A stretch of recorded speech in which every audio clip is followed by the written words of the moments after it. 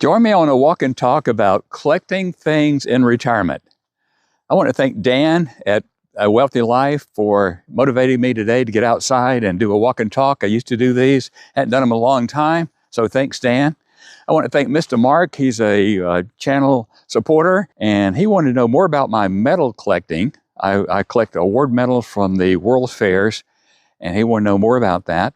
And I started thinking about that, and I came up with this topic about the ups and downs of collecting and retirement. Collecting things seems like the ideal hobby to have in retirement, but there are pros and cons, ups and downs, or some concerns, but mostly all positive. So I want to share those with you today. I will show you some of my medals as we go through. Then at the end, I'm going to share with you my YouTube channel for my medal collection, so you can actually see the medals filmed in a better conditions than out in the woods.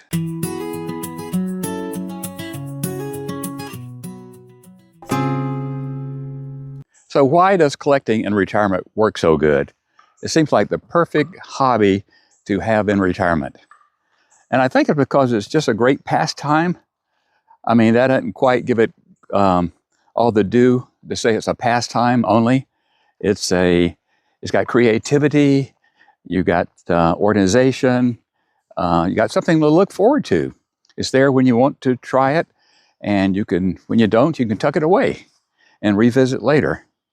Sandy over 70, another YouTube content provider, said, when you enjoy something, time flies. And she's right. I think you kind of get in the zone. That's the sports term, in the zone. And, you know, before you know it, you look up and a couple of hours have passed. It feels like 10 minutes or something. Also, collecting gives you kind of an artistic outlet. You know, you can be creative as you want to. You can be as challenging as you want to. You can keep your mind sharp by focusing on your collection. And it kind of makes you feel alive. Learning and research. This is something I've learned. By the way, I collect medals, award medals, from the expositions and World's Fairs. I started with the 19th century, which is the 1800s. And it's a wonderful thing because I've learned so much through collecting my award medals. And these expositions and World's Fairs started in 1851 in London with the Crystal Palace. They spread all over the world, Paris, Melbourne, Chicago. I mean, there are hundreds of these expositions and World's Fairs that started in 1851. That was the start of the Industrial Revolution, if you remember. And it went through kind of like 1915. And so in that period of time, across the world, there was all of these expositions and World's Fairs. And they judged these exhibits they had and gave you a gold medal, a silver medal, or a bronze medal. And I discovered that and started collecting those. You know, they're artistic. It's got plenty of history.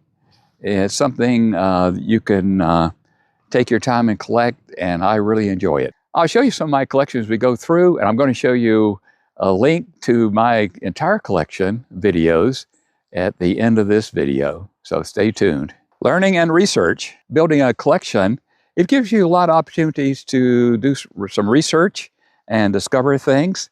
In my case, not only the expositions, which was interesting, it was also the award medals and who the winners were. You can really get into the history part of it, and that's part of the joy of collecting. But I've learned so much about displaying and organizing, making labels, photographs. I mean, my gosh, you know, learning, can you imagine photographing a medal, like a gold medal or a silver medal, how reflective they are? Also, I joined, in my case, the NGC, which is the National Guarantee Corporation, and they rate coins and medals. And I joined them and I sent off a bunch of my medals to be graded and slabbed. And also they have an inventory system. They keep track of how many medals of each type they have graded, and that's a big help there. So whatever you collect, you know, organizing and storing and keeping track of will be a big part of that.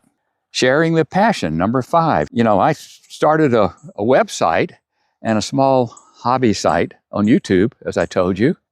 My website, I just use that for me personally to go in and document what I was finding. So when I started researching these metals, how many were issued? And believe it or not, a lot of times that was not documented very well. As we were talking, I should tell you, I'm going to share a clip of some of my metals that were graded by the NGC when they were returned for grading. That was such an exciting time to get them back and see what they were graded at. And sometimes you're pleased and sometimes you're disappointed. It could be a clean metal or a damaged metal, and you didn't know that. So I'll play a little bit of that clip, not too long. You can go watch the whole thing from the link in the description, but this give you a little flavor of what I collect as the award metals. Community and travel. Well, if you collect something, you discover there's a community of fellow collectors and you have something in common. Back in February, I went to the American Numismatic Association's annual Money Show convention in Atlanta, and it was really a treat. I met some experts in the field of metal collecting, people who've written technical books about it, and they're also dealers. And you might notice one thing. Do you notice all the older guys and gals here?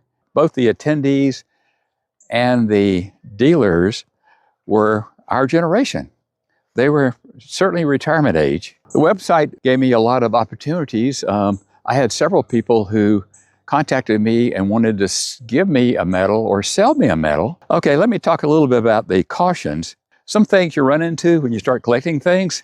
And the first thing is you can get carried away with it or more on each one. Another caution is, it really takes space to keep a collection.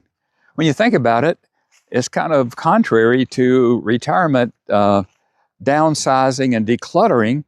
Being 77, you think, maybe I should start selling some of the collection. I'm not going to stop. As long as it gives me joy, it's worth it. I'm going to keep going. Selling my collection and putting the money in the bank wouldn't bring me any joy whatsoever. So I'm going to keep collecting. So what about you? What do you collect? Do you have a collection? Did you have a collection and gave it up too early, maybe? Let us know in the comments, what do you collect? What do you enjoy about collecting? And how that has worked out in retirement for you. Please check out the description. I've got links to my YouTube channel for my collection. It's called Exposition Metals, and I'll put a link there. I hope you'll check it out. So thanks, Mr. Mark, for getting me to think about my collecting and how it would be beneficial in retirement, how it served me in retirement, how much I enjoy it, that sort of thing.